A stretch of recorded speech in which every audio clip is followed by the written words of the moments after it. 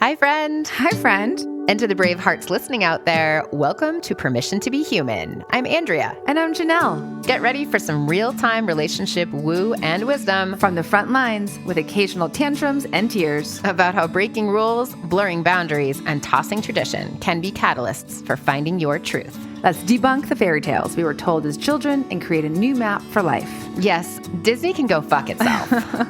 If you're seeking permission to choose your own path, freedom is the new F word, people, and want to feel less alone along the way, we got you.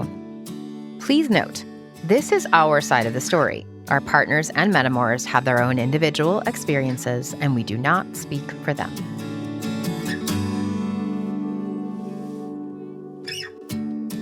Hey, Andrea. Hi. Hi, friend. How's it going? It's good. Are you in ease today? Yes.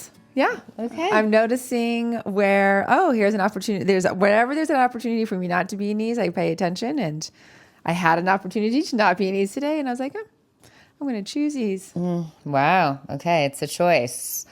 Welcome to Permission to be Human, brave hearts. Today we are talking about ease, being in ease. Janelle has been in deep practice of following ease for the past year. And somewhere along the way, she was exposed to the idea of ease being a sign of the divine. It's one of the quotes in a spoken word poem that one of her teachers wrote and sings. And I think I have to ask, what do you mean when you say the divine right here? The divine can be synonymous with God. It can be universe, source, whatever word you want to use that is something bigger than yourself. Okay, awesome. And what we're really asking today and digging into, what does it mean to live that way? What does it mean to live in ease? We're going to cover 5 steps that can be taken to be in ease. We'll talk about releasing the resistance, releasing expectations, releasing the need to know, the idea that ease doesn't mean easy, and finally, allowing surprise and delight. Yum. So let's find out. Janelle, how do you explain one more time following ease? It's the idea of sensing energetically where there is resistance and where there is flow. And where there is flow, I feel that I am in the flow of the universe, flow of the divine. I mean, I do see it as a spiritual practice. Mm-hmm. And let's define spiritual practice here for brave hearts. A spiritual practice is an activity or action that is performed regularly that can help people move towards a feeling of connection with God. Okay. I describe it as a feeling of ease, which we're going to talk about today. Beck describes it as a feeling of warmth in your body. Where is the warmth there? And move in the direction of the warmth. Either way, the idea is moving towards that feeling. So I attempt to apply this practice to every decision and every moment, including the most mundane. Mm-hmm. Okay. So maybe give us an example of that. The one that came up yesterday is that I got in the mail that my taxes are due in full, and I had requested a payment plan. Oh. Okay. And so my initial, right? Like anyone getting a tax bill is just like, right, painful. And in that moment was like, I can collapse into this. Of like, oh my gosh, how am I going to pay this and figure this out? Or I could collapse in the, oh my gosh, I wasn't expecting to have to do this. And instead I chose to be like, okay, this is what's come in the mail. And I got the, here's how you can call them and apply. So I'm doing that later today. Mm-hmm. But I was like, I'm not going to let the impact of this piece of mail impact the fact that you and I are recording today. Mm-hmm. I'm like, I'm going to just be in the ease of this, of this very moment, instead of letting it run my life before the fact of it is actually happening. Mm-hmm. So you're choosing not to carry it with you. Yes. Until I actually need to. Mm-hmm. Yeah. Okay. Okay, so I think that brings us to this first step, right? Which is, you had said is notice and let go of the resistance. Yes. And resistance is when something occurs that prevents the thing I was doing or wanted to do from happening. In the example that I just gave of the taxes, right? Like I could be like, fuck, like I don't want to pay taxes. I don't want to pay taxes today. There's a number of responses I could have. Right.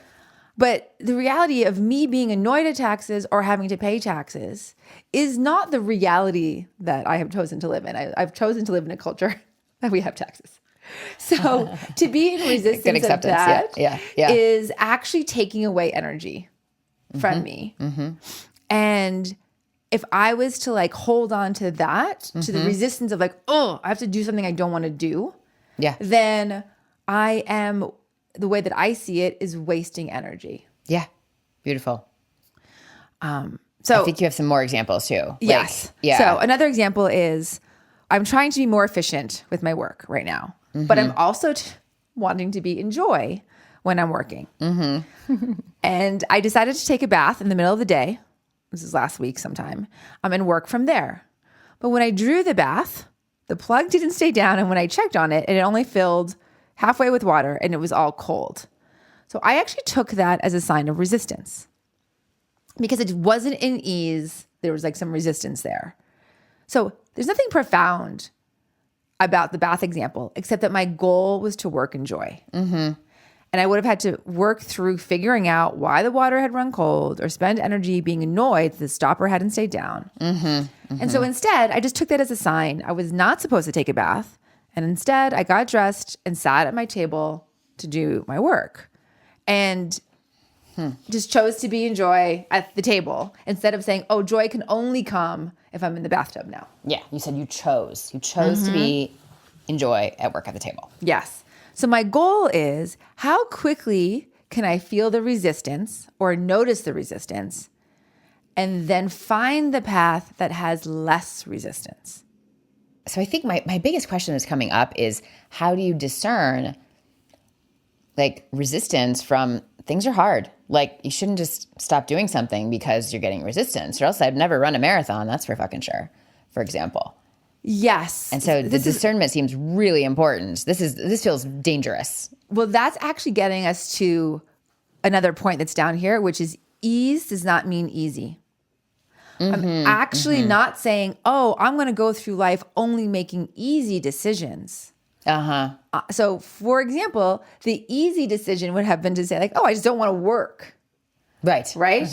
But what I was saying was like, I want to work in joy, and where can I do that? Right. And I was looking for the ease of that. So I think that's the discernment really is coming through. Right. I 100% agree. There are things that we have to do that are hard, that take effort, but is it the right kind of effort in the right moment? Okay. And so for me, what resistance feels like is it can feel like a brick wall, but it can also feel like a thin veil. And it can also feel like I'm in a river of water, but I'm stuck, like in an eddy, you know, like when the water is swirling behind a rock and like can't move anywhere. Yeah.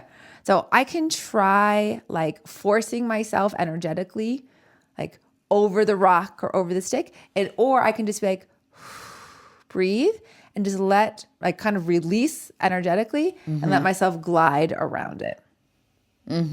Okay.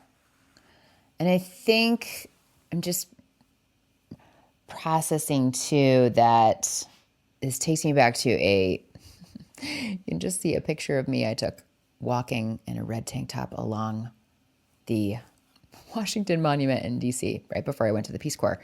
And then having left for the Peace Corps in Turkey, writing in this journal and being like, how do I reconcile Buddhism with ambition?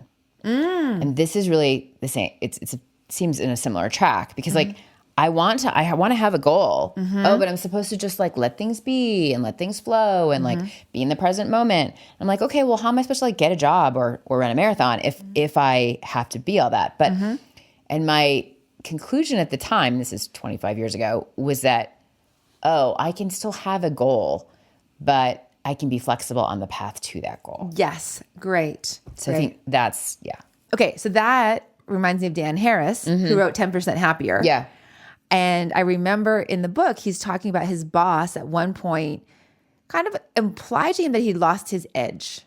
And what he'd figured out, because he's like, oh, I'm just going to go with the flow. I'm just going to let things like happen. I remember reading this story. Yeah. And what I remember about the story is that he ended up switching from recognizing, meditating and being like centered and grounded did not need to be in conflict with having an ambition and having a career path and goal. Yeah. I remember this too. He can still have his edge and still come back to the present moment. Yes. Yeah. Interesting. Okay. So you mean this applies to everything, big things and small things. Yes. And I think you had said it pertains to the very present moment, like whatever you're doing, whatever, however, like completely trivial. Yes. Or, quite tragic and dramatic. Okay. Okay. So it brings us to 2, the second step in following ease. We have to notice and let go of expectations. Oh, this is a doozy. Yes. And expectations are what I thought was going to happen. Yeah. So I think I hear being attached to outcome here, right? Which is pretty key. Yes. And so again, the question is, how quickly can I let go of those expectations? Right? Because sometimes like I might think, I don't have expectations, and then suddenly realize I do. Right. So I'm not actually judging myself for having expectations. Right. My goal is to discern when do I have them, and then how quickly can I let them go? Another way I say that is how quickly can I come back to center? So back to the bath example, I could have gotten annoyed. I really wanted to take a bath.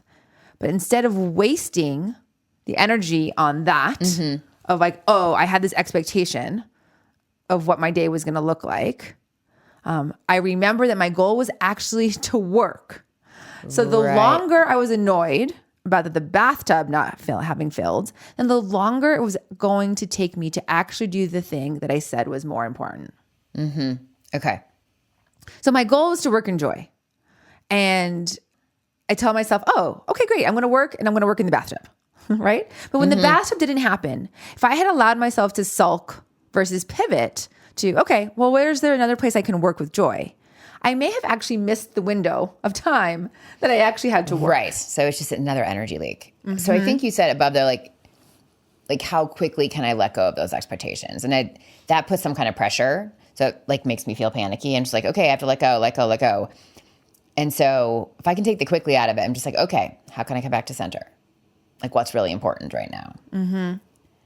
And I mean, if you don't know how to come back to center or don't have a practice for coming back to center, or if you have one and you're just not that good at it, like that's the crux of it. Like, I mean, I feel like I've been working on that forever and I'm still struggling to come back to the center in the moment of crisis, small or big.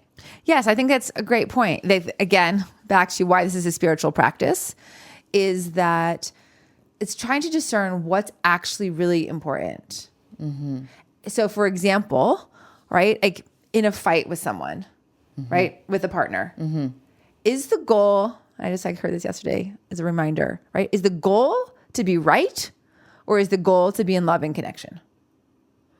And so it's like, what's happening here? I'm feeling something, but is that in service to actually what I'm saying that I want? And so my expectation is, we shouldn't be in a fight.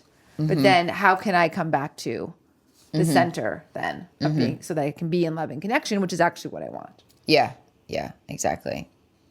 It's so tricky in the moment. I mean, linearly, I don't just want to be right. And when there's emotions coming in a moment, in some kind of a conflict, it's hard to see that clarity. Right. I would say that we just went from a mundane example, like the bathtub, right, to then a harder one where emotions are really like very being activated or very alive in the presence of somebody else. Okay. So we've covered noticing your resistance and noticing your expectations and letting them both go. So that brings us to 3, which is understanding that ease doesn't mean easy, which we did touch on before. Right. So another example here is for you and I, launching this podcast, Permission to Be Human, was not easy, right? It was a massive personal growth journey. It was a massive like learning of technology, of process, of mediums. It was super, super challenging. But we always had so much content. So while we had to learn how to podcast and figure out what to say and what not to say, the content part was very in ease. Yeah. So we were choosing, it's not that, oh, starting a podcast was so easy. It actually wasn't. Yeah. But that we were acknowledging that, oh, there was ease in, we just have so much to say. Let's do what it takes to figure out what to say. Yeah, it's a good ease to easy. And I think that could easily be confused though in the moment. Right. Like, okay, so we'll have another example of, there was a whole group of us, 10 of us, who were looking to spend a week together in New York. So we were trying to find an Airbnb for 10 people in New York City. wow. Already recognizing that that's a kind of a challenge, right? Totally. And we were looking, and like there's lots of places, really expensive, and nothing was feeling really great. But we were like trying. Like, okay, let's keep searching. What about this? Yes. What about this? And then one person was like, you know what? I think I'm just going to go to Philadelphia instead. And I'm just going to bail on this whole thing. And when she said that, I said, you know what? Let me just look to see what's going on in Philadelphia.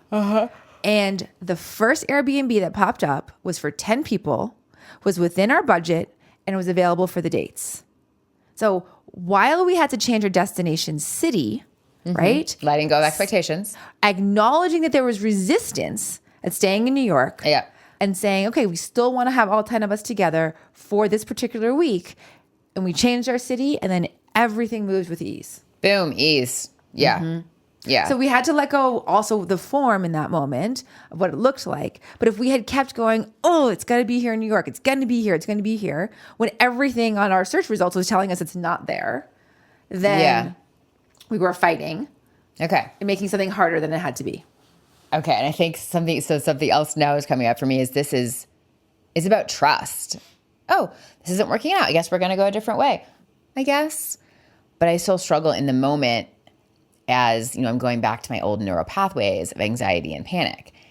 And sometimes things don't work out. I mean, I think that, that could be argued by, basically I can see a pessimist and an optimist saying like, no, they didn't work out because all this shit happened and I didn't want it to. Right. And then I can hear you being like, oh, that's not true because which is like, oh my God, too fucking much for me sometimes. Like, I'm just like, no, come on, just acknowledge this was kind of shitty. Like this didn't go well, know? Right. And I've learned a lot from you with that, with your fiery on that. But it's also what I hear is, right? Like, I'm not always like, oh, yay. I mean, I'm in bliss when I am letting go of resistance and I am letting go of expectations. And so I think it's really important what you're saying, acknowledging I did want something. I did have an expectation. This was really challenging to get to where we got to.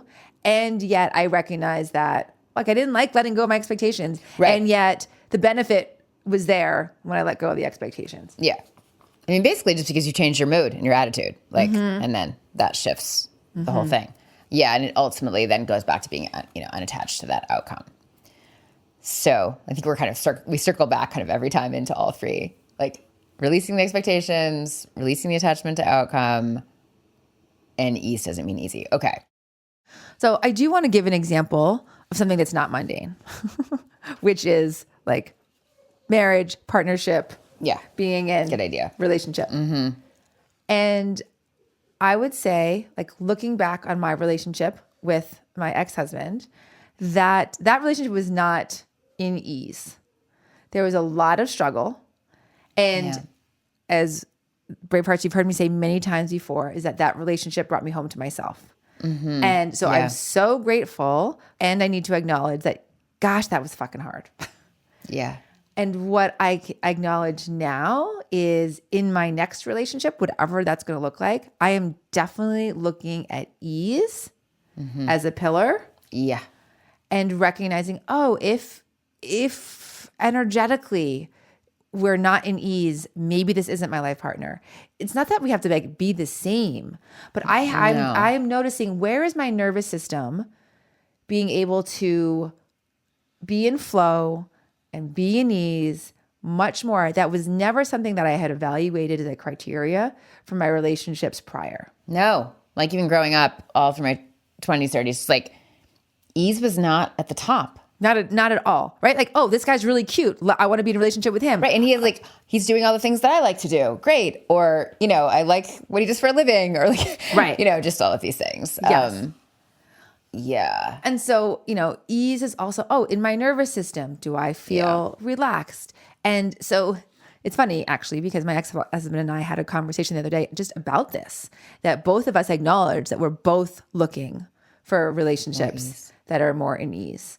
And I can say that the gift of him, like the gift of coming home to myself, was a painful journey, as I've said. Yeah. So I don't regret that it happened. I don't wish it hadn't happened. But in this moment, I can say, oh, but what am I going to choose the next time? That brings us to 4, letting go of the urge to know. And as an Enneagram 6, I definitely want to know what's going to happen. Mm-hmm. So how do you overcome that? So what I recognize is that there's, like, I'm also a planner, even though I'm an Enneagram 7. But what I realize is that there's things that I can plan, and there's things that I can't plan. And what is the difference? And where am I holding on to, like, tightly with a tight grip of, I want to know what this is going to look like. Mm-hmm. So, for example, in 2021, when things were challenging with my relationship, I wanted to know what was going to happen, right? Mm-hmm. Were we going to stay married? Were we going to get divorced? Mm-hmm. At the temple at Burning Man, you leave something, either a memory of a loved one or something about yourself that no longer serves you. Mm-hmm. And 2 years in a row, while my husband and I were navigating these challenges, I realized how much I was causing my own suffering by spending so much time thinking about the future and what might happen. Were we going to stay together? Was he going to meet someone else? Were we going to be unhappy forever? Were we going to make it through this and be okay? I spent so much time thinking, worrying, stressing about a future that I finally recognized I was not in the present, which was the only thing I could control. Mm-hmm. Yeah, I see. So I took a permanent marker at the temple at Burning Man and wrote on one of the wooden boards that made up the temple, and I was at Africa Burn in South Africa, I release the need to know. And in that moment, I had to do it again the next Burning Man, that I was trying to free myself from myself. Mm-hmm. Yeah, and I feel like so I really recognize that deep knowing, and the deep knowing that you need to release the need to know. And I think the only way I've gotten better at that, or been able to see my way through some of that, is having gone through it and seeing what happened on the other side of something, and knowing that, it worked out. Okay. I am still here, and I still moved on, and this brought this great thing. And so now I feel like I do a lot less futurizing. Like, I'm just like, oh, I definitely don't know exactly what's going to happen in the next 20 years, or the next 5. But I know that there'll be some transformation, there'll be some hurt, there'll be some love. Yeah. And it'll all be jumbled together. And that's all I can really, it's just so pointless to kind of paint a very specific picture.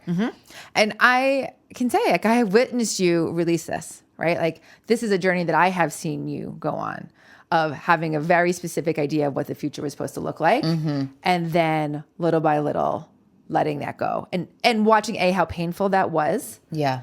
And seeing the ease that you feel like you're in on this side. Anyone listening here, this isn't like, oh, well, Janelle and Andrea said that this is what I need to be doing. This is absolutely a lived experience that you have to try for yourself. I got to all these places of this recognition of through trial and error on my own. And I don't even know it's trial and error, but just like, oh, here's my experience. This is what happened. This is what I learned. Here's my experience. This is what happened. This is what I learned. And so this is definitely try it at home, try it for yourself, because everyone's journey is different. And all we're trying to do here is to give you an idea that someone else, here's one way to look at the world. We've navigated for ourselves, and it's made us both feel more centered, more grounded, more connected, more in ease. And we want that for anybody. But it doesn't have to look any certain way. This is just the way that it's worked for me. Yeah. And so I think really, in a sense, I had said, like, you know, what are the tips for doing this? Like, we've talked about some of them right now, but you can't get good at it until you do it a few times. Just like anything else. And more than a few times. And I would also say, this is what my sense is of what's going on in the world, in the self-help world. Let me put it that way. Right? We're all fucking saying the same thing. Yeah. But some people are going to hear me. Some people are going to hear Oprah. Some people are going to hear Tim Ferriss. Yeah. Tony Robbins. Like Elizabeth Gilbert. Yep. It's all the same. And I was at a birthday party this past weekend of a woman who is a lawyer. She's a good friend of mine, really incredible woman. And she was speaking about like why it felt so joyful to be there, how she learned how to live in life and like not hold things lightly. And I was like, oh, I actually could have said that exact same thing that she said. But her path was a totally different path than mine. She's a mother of two, 20-year-olds, has gone bankrupt before. All this stuff has happened, but she ended up in the same spot that I did with some of the recognition and the realizations. So this is like, I don't know, one person might hear this episode and be like, oh, I just heard something a little bit differently than I've heard 10 other people say it. For sure. Yeah. And you may hear it now and you may hear it in 5 years and it may land completely differently for you. Exactly. Yeah. Exactly. The practice for me, right, about being in ease is not easy, has also resulted in that, which means that it's actually uncomfortable not knowing what's going to happen. What I want Brave Hearts to hear is that in being in ease, another way to look at that is that I have increased my capacity to hold discomfort in my body, right? The desire of like, oh, I want to know what's going to happen feels a certain way in my body.